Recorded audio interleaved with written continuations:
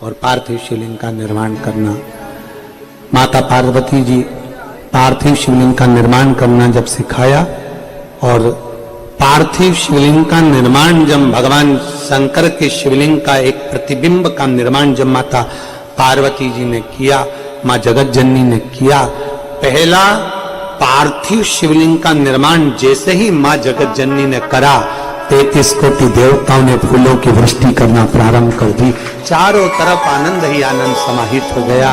कहते हैं कि ये फुलेरा जो है, ये 33 कोटि देवता जो फूल की वृष्टि कर रहे हैं, ये फुलेरा 33 कोटि देवता जो पुष्प बरसा रहे हैं, 33 कोटि देवता जो पुष्प दे रहे हैं, ये फुलेरे का दर्शन वो 33 कोटि देवताओं के पुष्प के भाव से प्रकट हो जाता है। पुष्प के भाव से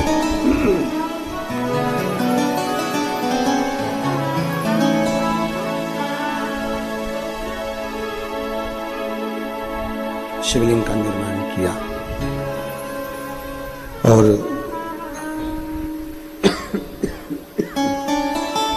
शिवलिंग का निर्माण करा गया। भगवान नारायण देखते रहे, भगवान नारायण देखते रहे। भगवान नारायण की दृष्टि देख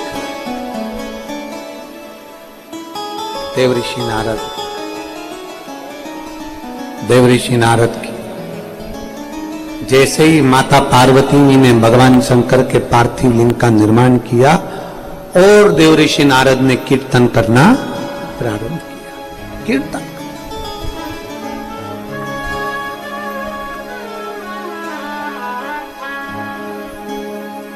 पार्वती जी पहली बार पार्थिव शिवलिंग का निर्माण करी और उसको देखकर स्तुप्त हो गए। उनकी 2 सहेलियां उनके साथ में हैं, देख रही हैं, स्तुप्त हैं, देख रही हैं, बोल कुछ नहीं रही है।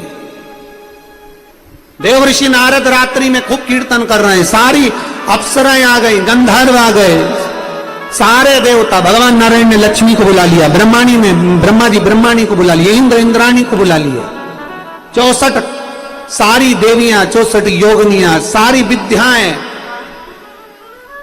प्रथम शिवलिंग का पार्थिव लिंग का निर्माण हुआ, तब सारी विद्याएं सम्मुख में आकर कीर्तन कर।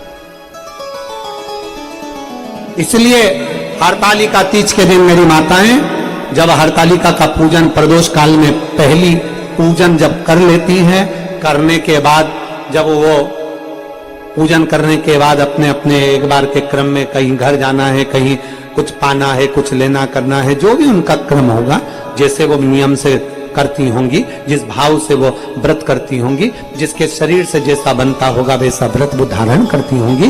कि पहली पूजन करने के बाद कई माताएं कुछ ग्रहण कर लेती हैं, पहली पूजन करने के बाद कुछ माताएं कुछ ले लेती हैं, तो कुछ ना कुछ उनके मन में भाव उत्पन्न जैसा होगा, तो पूजन करने के बाद वो भावों से ग्रहण कर फिर पुनः जहां फुलेरा बनता है, जहां पहली पूजन होती है, वो थाली लेकर नहीं जाती, वो थाली में ही रखती है। जब पूजन करती हैं हरतालिका वाली, तो वहीं फिर वापस आ जाती हैं और वापस आकर भगवान की भक्ति में ऐसी डूबती हैं, रात भर भगवान का कीर्तन करती रहती है, जैसे देवऋषि नारद करना है। रात भर कीर्तन होता है, रात भर भजन होता है,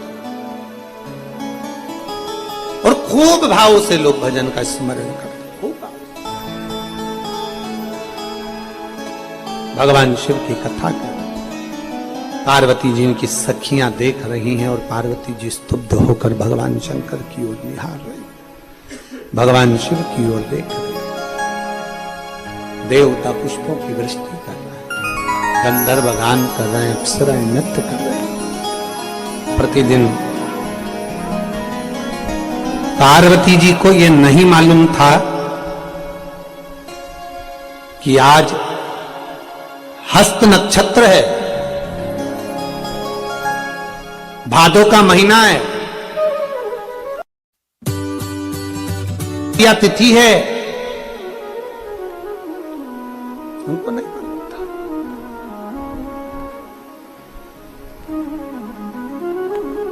सुंदर शुक्ल पक्ष है, उनको नहीं मालूम था। वो तो भगवान की सेवा में तब साधना में इतनी डूबी थी कि उनको कुछ ज्ञात ही नहीं था, पर देवताओं ने सहयोग प्रदान करा।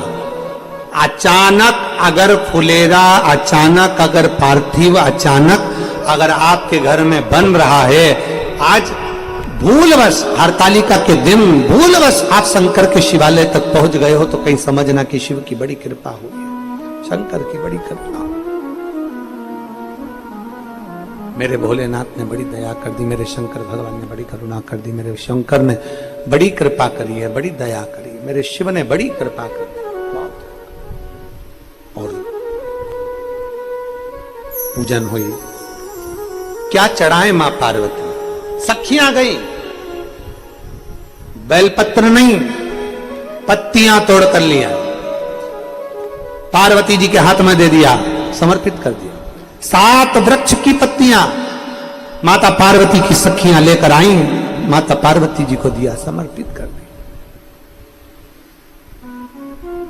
दौड़कर जल लाई, पार्वती जी को दिया, जल समर्पित कर दिया। और बड़े भाव से श्रवण कर रही हैं, आनंद के साथ भगवान नारायण, भगवान विष्णु, भगवान नारायण बड़े भाव के साथ में पार्वती जी को भगवान शंकर के पार्थिव लिंग पूजन का महत्व समझा रहे हैं, पार्थिव लिंग पूजन का महत्व समझा रहे हैं। भगवान शिव, देखिए हरतालिका तीज की कथा कहती है कि शंकर पार्वती को यह कथा सुनाते हैं, और शिव महापुराण की कथा कर रही है भगवान नारायण माता पार्वती को यह वर्णन कर रहे हैं कि पार्थिव लिंग का महत्व क्या है।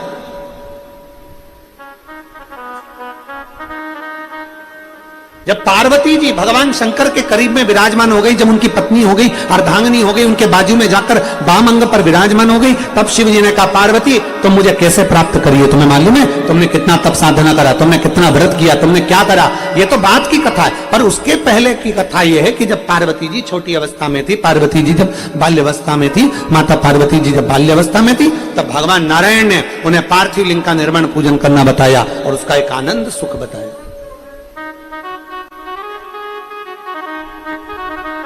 आनंद ये आपके ऊपर निर्भर करता है कि आप किस नेत्र से परमात्मा को देख रहे हैं। लैला मजनू का चरित्र पढ़ा है आप लोगों ने? लैला सुंदर थी कि मजनू सुंदर था? कभी अगर आपने चरित्र पढ़ोगे उसका तो उसमें आता है लैला मजनू में सबसे सुंदर मजनू था। लैला सुंदर नहीं थी, बिल्कुल सुंदर नहीं थी, एक अक्षर की भी वो सुंदर नहीं थी, रत्ती भर भी इतनी बेकार दिखती थी कि मजनू के घर के लोग उससे कहते थे क्यों उसके चक्कर में पड़ा है, और दूसरी बच्ची मिल जाएगी, अच्छी लड़की मिल जाएगी, उससे शादी कर देंगे तेरी। माने नहीं, नहीं मैं नहीं मानता, मैं तो उससे प्रेम करता हूं, मैं तो उससे स्नेह करता हूं, मैं उससे ही शादी करूं।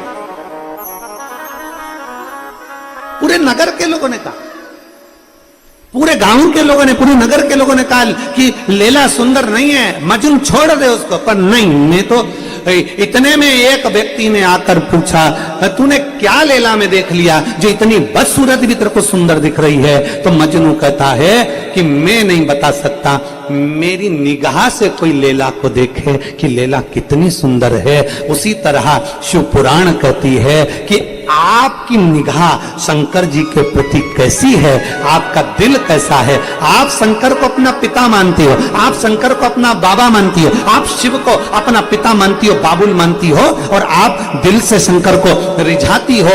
आपके अंदर शंकर के प्रति कितना भाव है। और घर के और भी लोग होंगे जिनका शंकर के प्रति भाव नहीं होगा, वो कहेंगे तुम क्या जानती हो, तुम क्या कर रही हो, क्यों जल चढ़ा रही हो, क्यों बेलपत्र चढ़ा रही हो? तो उनसे कहना तू एक बार मेरी निगाह से शंकर को देख कर देख कि शंकर मेरा है क्या। अपनी निगाह से देख, अपनी निगाह से, अपनी दृष्टि से जब हम देखेंगे तो हमें समझ में आएगा कि हमारा शिव क्या है, हमारा शंकर क्या है। दुनिया के लोग कह दें शंकर अच्छे नहीं, दुनिया के लोग कह दें जल मत चढ़ा, दुनिया के लोग कह दें बेलपत्र मत चढ़ा, कोई दुनिया के लोग कह दें कि जल चढ़ा हुआ मत पियो, कोई कह दे कि श्री शिवाय नमस्तुभ्यम मत बोलो, कोई कहे कि ये तो मंत्र नहीं, ये तो ये नहीं, ये तो वो नहीं, दुनिया के लोग कहते रहेंगे, पर उनसे कहना मैंने जब से जपा है तब से मेरा शिव ने कृपा करी है, मैंने जब से जल चढ़ाया है तब से मेरे शंकर ने कृपा करी है। ये समझो, हमारी दृष्टि से देखो कि शंकर क्या है। कालिका का फुलेरे का वो वर्णन है कि रिद्धि सिद्धि और गणेश आते ही हैं अगर दिल से आपने दर्शन किया, दिल से पूजन करी तो। दिल से अगर पूजन, प्रसन्नता में शिव की आराधना। और जब मेरे भोलेनाथ की आराधना पूर्ण होगी तो भगवान शंकर गणेश जी को लेकर रिद्धि सिद्धि के साथ जरूर आएंगे।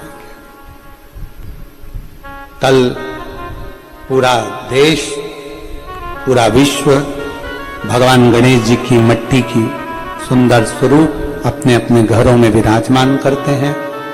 हमने पहले भी गणेश जी के लिए आपको वर्णन किया है कि गणेश जी जब बैठते हैं 10 दिन, उसके बाद विदा होते हैं, विसर्जन होते हैं। हम गणेश जी को बुलाते हैं रिद्धि सिद्धि के साथ।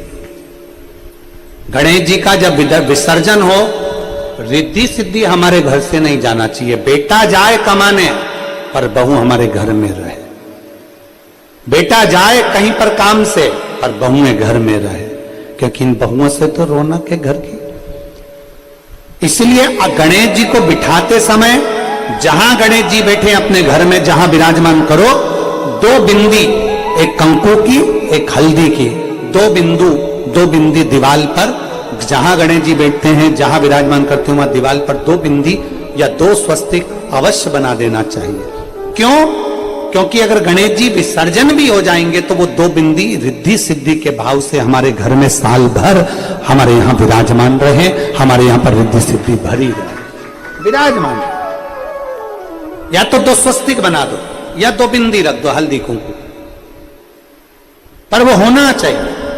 क्योंकि विसर्जन के समय पर गणेश जी जाएं तो जाएं, पर रिद्धि सिद्धि हमारे घर में रहे। गणेश जी तो पुत्र के भाव में घूमने गए, काम से गए, कार्य के लिए गए, पर रिद्धि सिद्धि हमारे घर में सदा विराजमान रहे, हमारी बहुएं हमारे घर में सदा विराजमान। ये भाव रखते हुए वहां रिद्धि सिद्धि को विराजमान करो। शिव तत्व कह रहा है, भगवान शंकर का चरित्र कहता है। बड़े आनंद के साथ मां अपने उपतन से श्री गणेश जी महाराज को विराजमान करती हैं। फिर रिद्धि सिद्धि के मंगल विवाहों का प्रसंग जैसा अपन श्रवण करते आए वैसा प्रसंग होता है। प्राप्ति शिव की, प्राप्ति शिव, भगवान